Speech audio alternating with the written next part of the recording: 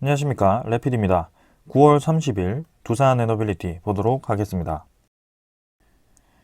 자, 두산 에너빌리티 50원 하락해서 14,250원으로 마무리를 했습니다. 0.35%또 하락을 했고요. 장중에는 이제 상승을 하다가 오늘도 하락 마무리를 했습니다. 시간의 가격은 14,400원으로 한 150원 정도 지금 추가로 상승을 했지만 크게 지금 중요한 점은 아닌 것 같고요. 지금 연일 계속해서 떨어지는 주가가 지속이 되고 있습니다. 그래서 고점 대비해서 지금 거의 50% 이상 지금 주가가 좀 빠진 상황이고요. 한 50% 정도 되겠네요. 네, 그만큼 이제 주가가 곤두박질을 쳤습니다.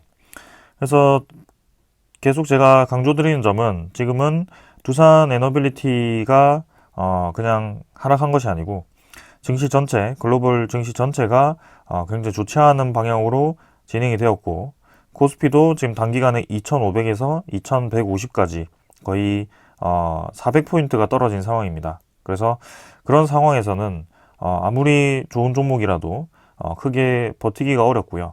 네, 당연히 이렇게 떨어지는 것이 맞다라고 말씀드리고 싶습니다. 자, 그러면 우리가 포인트로 잡아야 되는 것은 이 증시의 분위기에 따라서 같이 하락을 했다고 한다면 그 증시에 대한 분위기가 언제 다시 반전이 될 것인지, 그 반전이 되었을 때 주가가 다시 한번 반등을 할 수 있을 것인지, 거기에 대해서 좀 생각을 해야 됩니다. 그래서 지금 코스피에 대한 추세를 보았을 때는 바닥 라인을 계속 떨어뜨리는 하락 추세가 계속 지속이 되고 있습니다. 그래서 이때 그 하락 추세를 좀 이겨내고 좀 더 뻗어 나가는 듯 했는데요. 거기서 다시 한번 크게 하락을 해버리면서 완전히 지금 바닥 라인이 잡히지 못하고 추가적으로 떨어진 상황입니다. 그래서 이제 어디까지 하락할 것인가에 대해서 얘기가 많습니다. 코스피가 많이 떨어지면 1900포인트가 갈 수도 있다. 네, 그런 얘기도 나오기 시작했고요. 근데 사실 이렇게 이제 급락하는 장, 공포스러운 장에서는 그 하락에 대한 바닥 라인을 예상하는 것 자체가 저는 무의미하다라고 보고 있습니다. 이미 이제 그런 상황 자체는 이전부터 예견이 되었지만 그 주가 자체는 지금 현재 그 결과론적으로 얘기를 할 수밖에 없기 때문에 거기에 대해서 추가적으로 예상을 한다는 것 자체는 저는 무리가 있다고 봅니다. 그래서 누군가에게는 이 하락분에 대해서 굉장히 이제 가격이 싸졌기 때문에 오히려 이제 매수 기회가 될 수 있는 가격대가 형성이 되는 겁니다. 그래서 그만큼 주가가 떨어질수록 매수자가 많아질 가능성이 크고요. 개인 투자자 같은 경우는 이제 지금 좀 조금씩 매수하던 그 포인트에서 좀 많이 떨어졌기 때문에 상당히 이제 크게 물려 있거나, 네, 혹은 이제 신용을 사용했다면 지금 신용 반대 매매가 쏟아질 수 있는 가격이 되겠지만 누군가에게는 네, 지금은 아주 최적의 매수 기회가 될 수 있다는 겁니다. 그래서 지금 차트 전체 흐름을 보더라도 지금은 고점보다도 저점에 가까이 위치를 하고 있습니다. 차트 자체가. 그래서 흐름 자체가 이미 저점 위치에 있다라고 생각을 해야 되고요. 지금 내가 매수를 했을 때 추가적으로 주가가 하락할 수도 있지만 지금 이때까지 고점에 대비해서 떨어진 부분에 대해서 그만큼 지금 더 떨어진다라고 보기는 상당히 어렵다라고 말씀을 드리고 싶습니다. 그래서 이제는 인플레이션도 진입을 한 지 꽤 되었고요. 지금 최근에 떨어지는 주가에 대해서는 미국이 이제 자이언트 스텝, 그죠? 금리 인상을 또 0.75%를 하고 그 이후에도 인플레이션이 잡힐 때까지 계속해서 그 강하게 금리 인상을 진행하겠다라고 얘기를 했기 때문에 지금 이제 금리 인상에 대해서 최악의 상황을 예상을 하고 지금 심리적으로 굉장히 이제 투심이 위축이 된 상황입니다.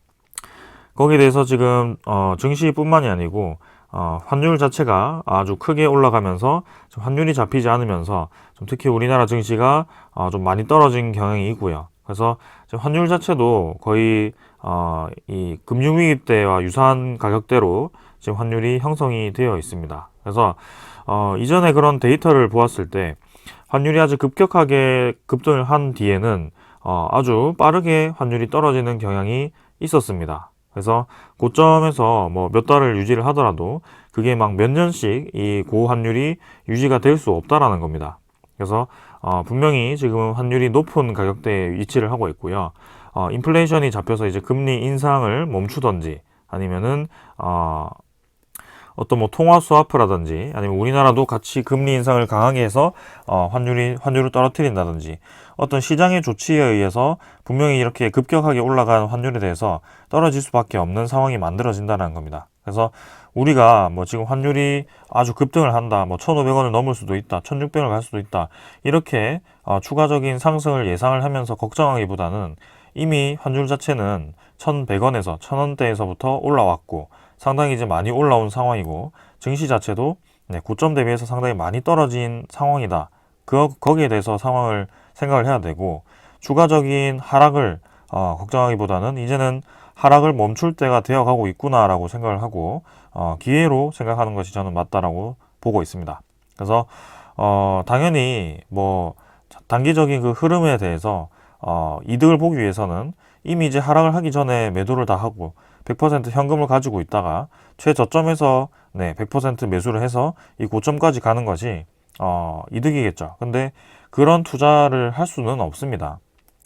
이 주식이라는 흐름 자체가 그 시황에 따라서 그 심리적인 투심에 의해서 움직이는 것이기 때문에 그 투심을 정말 이제 100% 정확하게 읽을 수 있는 상황은 거의 없다라고 보시면 됩니다. 그래서 모든 사람들이 이제 그렇게 투심을 읽고 그런 방향으로 투자를 하고 있다면 당연히 주식 시장이 돈을 벌 수 있는 기회가 될 수 없습니다. 누군가는 돈을 잃어야지 주식 시장에서 돈을 벌 수 있는 구조고요. 네. 그래서 그렇기 때문에 이 차트를 보고 혹은 뭐 주가를 가지고 하루하루 대응을 하기보다는 전체적인 추세를 보고 대응을 하자라고 말씀을 드리는 거고 지금 가격대는 상당히 이제 평소에 보기 드문 가격대까지 떨어져 있는 상황이기 때문에 아주 좋은 기회가 될 수 있다라고 말씀을 좀 드리겠습니다. 자, 그래서 지금도 섣불리 이제 증시가 조만간 반등을 한다라고 말씀드리기 어려울 정도로 환율이 좀 계속 올라가고 있고 지수 선물도 뭐 지금 반등을 좀 하고 있지만 사실상 뭐 크게 내린 것에 대비해서 많이 올라가지는 못하고 있습니다. 그리고 환율도 아직까지는 견고하게 지금 1,436원 유지를 하고 있고요. 그래서 추가적인 뭐 상승이 있을 수 있겠지만 일단 더 상황을 지켜보자라고 말씀을 드리고 싶고요. 미국 10년물 국채금리도 지금 3.69%대, 3.7%대로 아주 이제 급등을 했습니다. 그래서 국채금리가 굉장히 불안한 상황이고요. 여기에 대해서 채권 가격이 굉장히 급락을 하다 보니까 우리나라도 이제 채권 매입을 통해서 그렇게 채권 가격을 방어를 하거나 영국도 마찬가지죠. 그래서 최근에 이제 이 시장의 불안감은 또 영국 파운드화의 가치가 확 떨어져 버려가지고 거기에 대해서 좀 우려스러운 움직임도 있었습니다. 근데 분명히 이제 그게 최악의 상황까지 갈 때까지 정부라든지 그런 시장 자체가 방관을 하지는 않는다는 겁니다. 그래서 우리가 뉴스에서 접하는 그런 좋지 않은 소식들은 어느 정도 지금 현 상황이 계속 아무 조치 없이 이어졌을 때 갈 수 있는 최악의 상황, 최악의 지수를 얘기를 하는 것이고 분명히 중간에는 그런 대응이 있을 수밖에 없다. 그래서 우리는 그 뭐 대응이 언제 나오는지 그 대응 때문에 언제 어디서 반등을 하는지 거기에 대해서 포인트를 정확하게 파악하려고 하기보다는 지금은 저점 위치를 하고 있고 그 시장의 대응을 믿고 지금은 충분히 매수할 수 있는 기회다라고 생각을 하고 접근하는 게 좋겠다. 이렇게 좀 말씀을 드리겠습니다. 자, 그래서 하락 때문에 좀 걱정을 많이 하시는 분들이 계실 것 같아서 제가 최근에는 이제 좀 그 증시 위주로 그리고 투자에 대해서 좀 심리적인 부분을 위주로 좀 말씀을 드리고 있고요. 사실상 이제 우리가 그리던 그런 바닥 라인이 깨졌습니다. 그래서 제가 이제 바닥 라인을 상당히 이제 중요시하게 말씀을 드렸지만 지금은 이제 증시 자체가 무너졌기 때문에 이 바닥 라인 자체가 크게 의미는 없었다라는 점. 그래서 바닥 라인이 무너졌더라도 여기서 이제 두산 에너빌리티를 손절을 했어야 되는 것이 아니고 지금은 가지 못했던 그런 가격대를 왔다라고 생각을 해야 되고요. 코스피가 저점을 찍고 다시 반등하는 과정에서 분명히 이렇게 과도하게 하락했던 부분은 빠르게 반등을 할 가능성이 큽니다. 그래서 오늘도 뭐 올라갔다 떨어졌다가 중요한 것이 아니고 결국에는 그 바닥 라인이 어디인지 찍힐 때까지는 지금은 우리가 평소에 보지 못했던 그런 가격대에 도달을 했다라는 것이 의미 있는 것이고 그 가격대에서 매수를 할 수 있다면 아주 좋은 기회다 라는 점입니다. 자, 그래서 뭐 코로나 이후부터 시장이 굉장히 극단적으로 움직이고 있습니다. 뭐 금리도 굉장히 극단적으로 내렸다가 좀 굉장히 극단적으로 올렸다가 그래서 아주 여러 케이스로 진행이 좀 되고 있는데 뭐 거기에 대해서 우리가 뭐 하나하나 따져볼 필요는 없습니다. 그래서 있는 그대로 지금 받아들이면 되고요. 지금 금리를 급격히 올리는 상황이기 때문에 시장이 빠지는 상황이 당연했고요. 네, 근데 그 금리를 인상시킨 지 꽤 진행이 되었고 이제는 금리를 인상을 좀 멈추거나 인하를 할 때가 다가오고 있다. 그래서 그런 시장의 유동성이 다시 풀렸을 때 분명히 경기 침체라는 단어가 있겠지만 그런 아래 공포가 있겠지만 오히려 이제 코로나가 터졌을 때도 유동성 자금이 시장에 풀리다 보니까 정말 코스피가 1,400포인트에서 3,300포인트까지 올라가는 그런 좀 역설적인 상황이 만들어졌었거든요. 그래서 시장은 현재의 그런 경기 침체라든지 그런 상황보다도 앞으로에 대한 그런 주식 시장에 풀릴 수 있는 돈이라든지 앞으로 시장의 개선에 대해서 집중을 하고 있습니다. 그래서 거기에 대해서 우리가 계속 집중을 해야 되고 지금은 주가가 또 떨어졌더라도 우려할 필요가 전혀 없다라고 생각을 하고 있습니다. 만약에 지금 두산 에너빌리티가 코스피가 견고하게 유지가 되는 상황에서 뭔가 아주 좋지 않은 악재가 터져서 네, 뭐 기술적으로 결함이 있었다든지 네, 앞으로 시장을 진입하기가 굉장히 어렵다든지 경쟁사의 그런 기술력이 굉장히 뛰어나져서 두산 에너빌리티에 대한 그런 제품이 경쟁력을 잃었다든지 그런 이유로 이렇게 바닥 라인이 뚫렸다고 한다면 당연히 네, 이 종목은 이 기업은 장기적으로 투자할 가치가 없었겠죠. 근데 지금은 아주 독보적인 기술을 우리나라에서 가지고 있는 상황이고요. 네, 거기에 대해서 전혀 기술력을 의심할 필요도 없는 상황입니다. 그래서 단순히 주가가 떨어졌을 뿐이고 그런 상황 자체는 변화가 없는 상태에서 이런 14,000원대 가격이 왔다라는 것은 네, 저는 좋은 기회라고 생각했고 오늘도 네, 추가 매입을 진행을 했습니다. 그래서 평균 단가가 뭐 이런 가격대에서 매입을 하니까 꽤나 이제 많이 떨어졌고요. 네, 차곡차곡 저도 단가를 계속 낮춰가고 있는 상황입니다.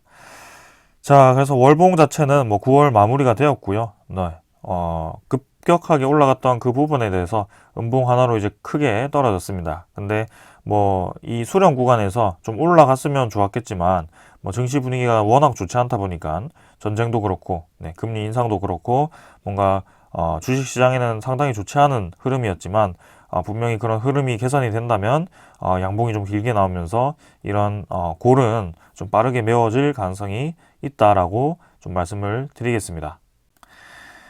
자, 그래서 일단은 기술적인 부분은 뭐 크게 더 분석할 내용은 없고요. 넘어가도록 하겠습니다. 자, 그 다음은 이제 거래원이고요. 투자자 수급은 이제 외국인 투자자가 75만 9천 주 정도 매수했고요. 금융투자, 뭐 기관 투자자가 7만 주 정도 매수했습니다. 그래서 기관 투자자 계속해서 좀 크게 매도를 하였는데요. 오늘 같은 경우는 매수로 좀 잡혔지만 뭐 금융투자에서 매수가 들어왔고 연기금 투자자는 오늘도 매도를 좀 했습니다. 근데 뭐 연기금 투자자에 대한 매도량이 연일 좀 많았지만 오늘 조금 줄었고요. 10만 주 정도 때까지 줄었고 그래도 지금 한 7일, 8일 정도 연속 매도를 하면서 평소에 그 매수하던 포지션과는 좀 다르다. 확실히 지금은 매도로 접근을 하고 있다. 투신, 보험도 마찬가지고요. 그래서 어쩔 수 없이 그런 금리 인상에 대해서 그런 부분에 대해서 좀 기계적으로 우리나라 증시에서 빠져나가는 그런 분위기도 있고요. 그리고 건설 관련 종목들도 좀 이렇게 매도를 하는 그런 모습이 좀 보이는 것 같습니다. 그래서 일단은 그런 상황이 좀 안정화될 때까지 기다려야 될 것 같고 외국인 투자자는 오히려 이제 5일 연속 매수를 하고 있습니다. 정말 얌체 같은 투자를 하고 있고요.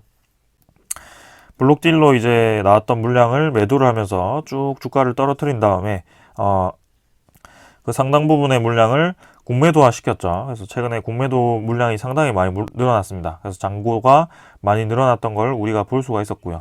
근데 주가가 이제 급락하기 시작했던 지점부터 다시 한번 매수가 시작되었습니다. 그래서 매도가 멈춘 지점부터 모건 스탠리에 대한 매도 물량이 보이지 않았고요. 거기에 대해서 이제 JP 모간이 등장을 하면서 다시 매수를 시작하고 있습니다. 그래서 실제로 공매도 잔고를 좀 확인을 해보면요. 오늘 같은 경우도 1310만 주까지 공매도 잔고가 감소를 하였습니다. 어제도 10만 주 정도 감소를 했고요. 그래서 공매도 잔고가 지금 뭐 1490만 주까지 찍고 지금 9월 23일부터 해서 떨어지기 시작했습니다. 네, 공매도가 확실히 이제 상환이 다시 시작되었고요.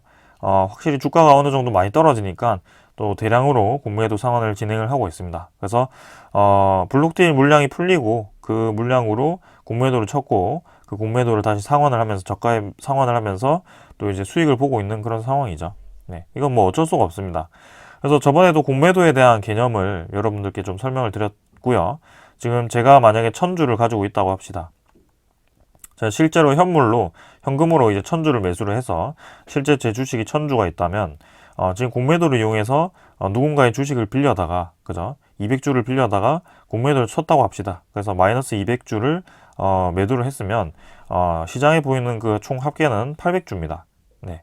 근데 실제로 제가 현금을 주고 샀던 그 주식은 그대로 1000주는 그대로 있는 상황이고 남의 주식을 빌려다가 200주를 매도를 한 거기 때문에 합계만 이렇게 낮아진 것처럼 보이는 겁니다. 그래서 언젠가 주가가 떨어지고 제가 200주를 공매수를 해버리면 그죠? 그걸 이제 상환을 한 거죠. 상환을 해버리면 결국에는 그 주식을 이용해서 그 차익만큼 수익을 플러스 알파로 얻게 되는 것이고 내 주식은 1000주가 그대로 있었던 겁니다. 그래서 공매도 세력이 지금 그렇게 수익을 보는 구조고요.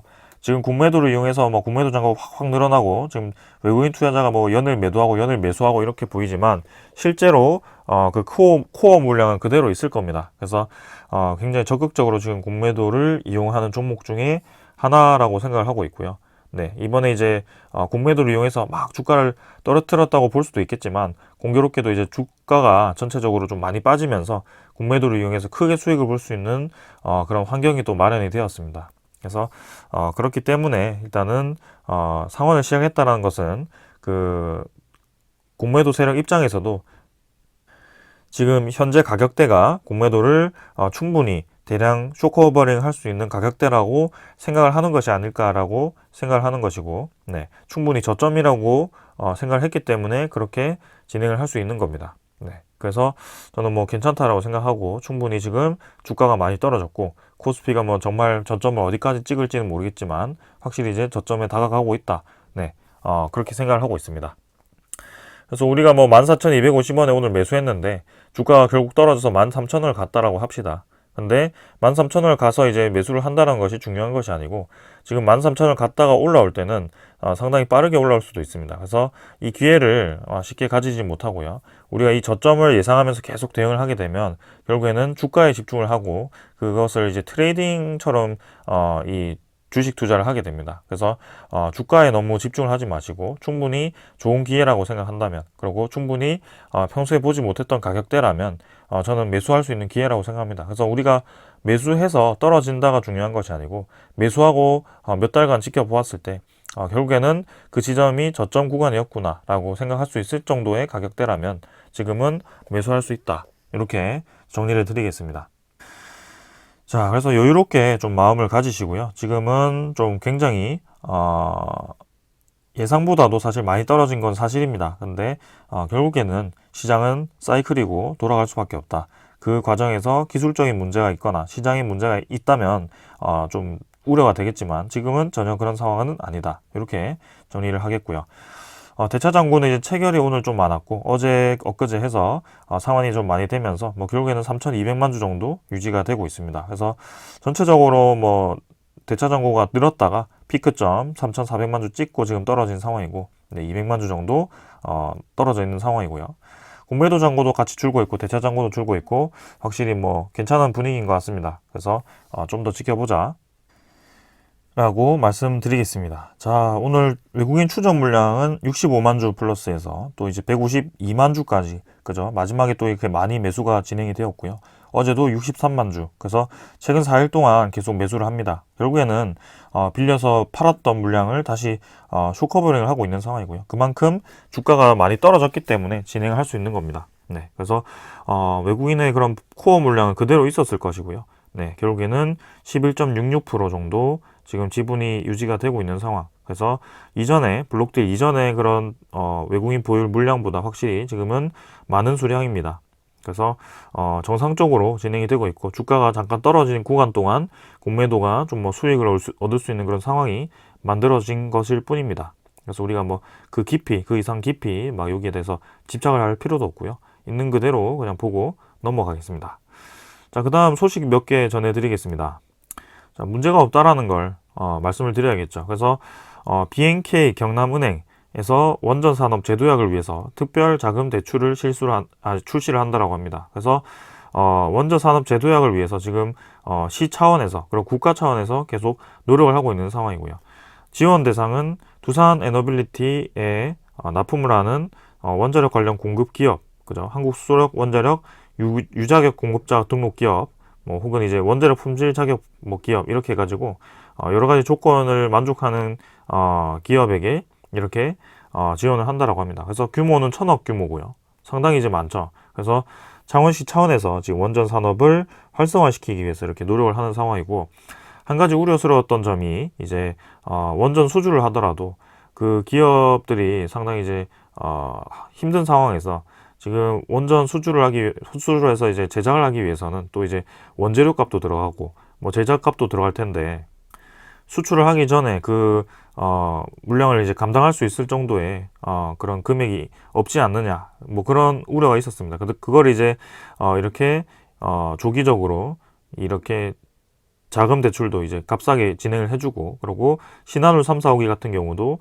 일감 발주를 선제적으로 이제 1조 정도를 미리 진행을 했다라고 합니다. 그래서 그만큼 지금 원전을 밀어주고 있는 상황이고요. 그리고 원전 산업 지원 금융 플랫폼을 가동을 하면서 또 이렇게 좋은 정책을 계속 펼치고 있는 상황입니다. 그래서 정부가 원전 분야의 금융 경쟁력을 높이기 위해서 금융 지원 플랫폼을 구축하고 원전 수출 방식의 다각화 차원에서 핵연료 수출도 적극적으로 추진을 한다고 합니다. 그래서 본격적으로 원전 건설, 핵연료 추진 뭐 이렇게 여러 가지 방면으로 지금 원전 수주를 진행하려고 노력을 하고 있고요. 다방면으로 지금 검토를 하고 있는 것 같습니다. 그래서 이렇게 회의가 진행되고 안건을 보시면은 원전 금융 조달 체계 구축, 그 다음에 협력 방안, 한수원 체코 폴란드 출장 결과, 그다음 체코 폴란드 원전 수출 통합 지원 방안, 원전 기자재 수출 활성화 방안, UAE 핵연료 수출 추진 계획 등 총 5개의 안건이 논의됐다고 하고요. 체코와 폴란드 같은 경우는 아주 구체적으로 지금 논의가 되고 있는 상황입니다. 그만큼 우리나라가 수주 확률이 높다라고 판단을 하고 있고, 국가적으로 지금 이렇게 계속 진행을 하고 있는 상황입니다. 그래서 폴란드 같은 경우는 빠르면 이제 올해 연말에 소식이 들려올 수도 있고요. 체코 같은 경우는 이제 내년에 좀 소식이 들려올 것 같습니다. 그래서 아주 긴밀하게 진행을 하고 있으니 우리는 아무 걱정 없이 그냥 진행을 하면 되고요. 지금은 그런 추후에 좋은 소식들을 대비했을 때 현재 아주 가격은 값싼 상황이다. 그래서 이집트 원전 수주도 지금 시작을 했고요. 지금 이제 두산 에너빌리티가 이제 그 기자재 구매와 그다음에 그 플랜트 진행을 유력하게 지금 보고 있고요. 두산 에너빌리티가 그만큼 지금 우리나라 K 원전 산업의 비중이 아주 크게 들어가고 있습니다. 자, 그래서 아주 기대가 되고요. 뭐 시 차원에서도 금융 지원을 해주고, 그 다음에 국가 차원에서도 한국수출입은행, KDB 산업은행, 한국무역보험공사 등 뭐 정책금융기관을 중심으로 이렇게 유기적인 협력 체계를 마련하고 이렇게 지원을 해준다라고 하는 거죠. 그래서 수출을 했을 때 금액이 없으면 어떡하나, 그죠? 기업이 감당을 못하면 어떡하나에 대한 걱정은 크게 하지 않으셔도 될 것 같습니다. 그리고 두산 에너빌리티 자체로도 지금 뭐 뼈를 깎는 심정으로 두산 밥콕, 두산 메카텍 매각을 하면서 현금 확보를 진행을 했고요. 800억 그 채권 발행이 그죠? 회사채 발행이 성공적으로 진행이 되었다라고 오늘 공시가 나왔습니다. 그래서 그런 현금 유동성도 어느 정도 확보를 해둔 상황입니다. 그래서 돌아오는 채무에 대해서 지금 당장 허덕일 만큼 부족한 상황은 아니고요. 그래서 두산이 최근에 이제 두산 에너빌리티 지분을 좀 매각을 하면서 블록딜 매각을 하면서 굉장히 좋지 않은 인식을 주었지만 그렇게 우리가 우려할 상황은 아니다라는 것을 계속 저는 강조를 좀 드립니다. 자, 그 다음에 이제 방산 원전 수출 다지기 본격화 이렇게 해가지고 안보 2차장까지 폴란드 체코를 방문하면서 계속 이제 차례로 우리나라 고위급 인사들이 폴란드와 체코를 방문을 하면서 서로 이렇게 의견을 조율을 하고 있는 상황입니다. 그래서 우리나라가 이제 폴란드 쪽에 역대급 방산 수출을 진행을 했고요. 거기에 대해서 폴란드에서도 상당히 이제 한국에 대해서 신뢰가 깊은 것으로 예상이 됩니다. 그래서 우리나라가 이제 방산을 그렇게 크게 수출했던 강점 중에 하나가 우리나라는 그 방산 수출을 하는 것뿐만이 아니고 그 기술을 현지화시켜서 제공을 하겠다라고 딜을 했기 때문입니다. 그래서 아주 파격적인 제안이었기 때문에 그 폴란드가 그걸 받아들였을 거고요. 아무래도 UAE 원전 수주를 보았을 때도 UAE에 대한 원전 협력과 그 다음에 기술력 제공이었기 때문에 가능했던 수주였습니다. 그래서 이번에 마찬가지로 폴란드도 이렇게 원전 기술을 제공받는다라고 생각을 한다면 우리나라에 상당히 유리하게 진행될 가능성이 크고요. 네. 그만큼 기술력도 있고 그런 기술 제공을 받는다라는 입장도 있고, 그 다음에 아주 가격 경쟁력 입장에서는 프랑스 EDF랑 미국 웨스팅하우스와 비교할 수 없을 정도로 싸기 때문에 아주 저는 가능성이 높다라고 보고 있습니다. 자, 그래서 그런 것들을 좀 다방면으로 보았을 때 폴란드 전체를 우리가 쓸어 오는 그런 것 좋겠지만 일부분을 들고 오더라도 상당히 큰 성과라고 저는 보고 있고요. 네, 그만큼 집중할 수 있는, 그죠, 관심을 가질 만한 상황입니다. 자, 그래서 방산뿐만이 아니고, 그죠, 원전과 그 외 산업 분야에도 양국 정부 차원에서 협력을 확대할 필요가 있다라고 얘기를 했고요. 실제로 구체적으로 그런 얘기들이 오가고 있는 것 같습니다. 그리고 체코 같은 경우도 일찌감치 우리나라를 방문을 해서, 체코 원자력 그 공단이었나요? 네, 긴밀하게 그런 얘기들을 많이 나눴고요. 체코 같은 경우도 네, 오래 전부터 우리나라와 그런 원전 관련 협력을 진행을 해왔기 때문에 충분히 좋은 소식 들려올 거라고 생각을 합니다. 그 다음은 이제 원전뿐만이 아니고 원전 해체 시장까지도 바라볼 수 있는 상황이 지금 다가오고 있고요. 200조, 그죠? 200조 가량의 그런 해체 시장이 다가오고 있습니다. 그래서 우리나라가 이제 월성 1호기인가요? 네, 그 원전을 이제 해체를 해야 되는 상황이고요. 그 해체를 처음 하는 거죠. 그래서 디지털 트윈 기술이라고 이제 사람이 진행하기보다는 로봇이 그 원전 해체를 진행할 수 있는 기술을 계속 개발을 하고 있는 것 같고요. 그 기술력을 통해서 해체를 성공적으로 진행을 한다면 우리나라가 원전 해체에 대한 표본이 또 될 수 있습니다. 그래서 여기에 대해서 이제 두산 에너빌리티도 그 원전 해체 기술력을 또 독일 기업을 인수를 하면서 독일 기업으로부터 그런 기술력을 인도를 받으면서 그런 기술력을 가지고 있는 것으로 알고 있고요. 그리고 핵연료 보관 캐스크죠. 그런 캐스크도 두산 에너빌리티가 상당히 기술력이 높습니다. 그래서 미국 쪽에 실제로 많은 양의 캐스크를 수출을 했었고요. 그래서 그런 입장에서 본다면 이 원전 해체 시장에 대한 그런 두산 에너빌리티 비중도 상당히 무시 못합니다. 그래서 2017년에서 2030년까지 규모가 123기, 그죠?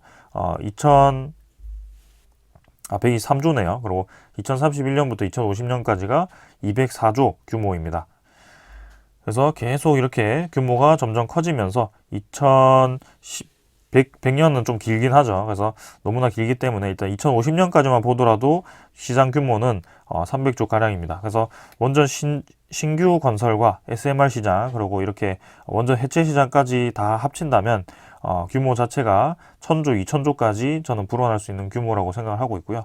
거기에 대해서 상당히 지금 원전 관련 기업들, 이런 기업들이 수혜를 볼 것으로 예상이 됩니다. 그래서 전 세계적으로 지금 에너지 안보와 그 다음에 에너지 수급이 늘어나는 상황에서 에너지에 대한 패러다임을 변화시켜야 되는 필수 불가결한 그런 상황이기 때문에 네, 친환경 에너지, 그죠? 그리고 친환경 에너지만으로도 부족하니까, 그죠? 원전을 또 친환경 에너지로 인정을 하게 되고, 거기에 대해서 안정적인 에너지원도 상당히 중요하게 되었습니다. 네, 그래서 그런 부분을 생각한다면 상당히 의미가 있다. 지금은 핵 폐기물, 그죠? 핵 연료를 통해서 이렇게 피해를 보는 그런 우려보다도 지금 탄소, 그죠? 탄소 가스에 의해서 그 지구 온난화가 진행되는 것에 대해서 우려를 하고 있기 때문에 그게 위험을 무릅쓰고도 지금 안정적인 에너지원을 이제 석탄을 대신할 수 있는 그런 에너지원을 대량으로 생산할 수 있다면 지금은 진행하겠다라는 그런 전 세계적인 트렌드고요.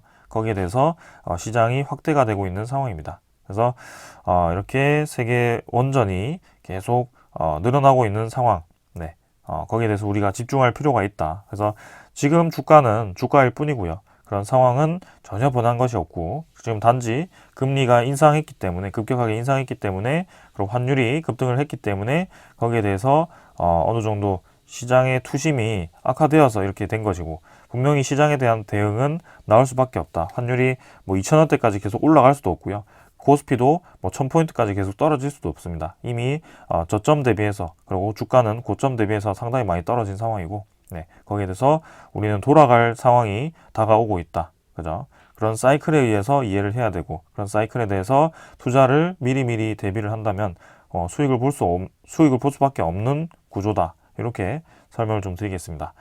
그래서 뭐 두산 에너빌리티만 설명을 드려서 좀 그렇지만, 사실 이런 관점이라면 두산 에너빌리티뿐만이 아니고 다른 뭐 반도체 관련 뭐 삼성전자, 현대차, 뭐 기아차 이런 아주 우량주들, 그런 종목들도 아주 값싼 가격이 지금 다가온 상황입니다. 그래서 그런 것들 참고해서 여러분들도 다른 종목들 여러 분야 또 투자를 하시면 좋을 것 같고요. 네, 저는 일단은 이 방송은 네, 원자력 관련, 그죠?